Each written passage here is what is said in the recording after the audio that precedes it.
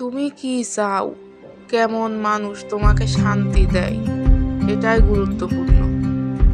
ভালোবাসা মানে শুধু অনুভূতি নয়, এটা নিজের মনের নিরাপত্তা আর সম্মান। যে তোমার কথা শোনে, তোমাকে ছোট করে না, তোমার স্বপ্নগুলোকে গুরুত্ব দেয়, সেই মানুষটার প্রতি যদি ভালোবাসা জন্মায় তাহলে সেটা নিরাপদ। যদি কেউ তোমাকে টেনশন দেয়, স্বাধীনতা কমায়, সন্দেহ করে, তাহলে সেটা ভালোবাসার জায়গা নয়।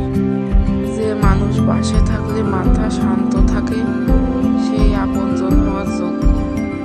মেসেজে রিপ্লাই দেওয়া, সময় দেওয়া, এগুলো ছোট জিনিস মনে হলেও এগুলোই আসল।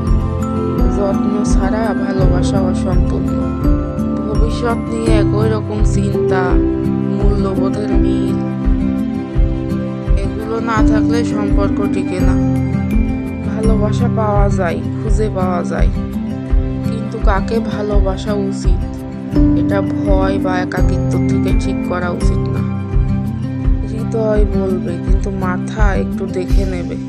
তোমার গুরুত্ব যে বুঝবে, যে তোমার মূল্য দেবে, যে তোমাকে অনুসরণ করবে, তাকেই ভালোবাসা উচিত।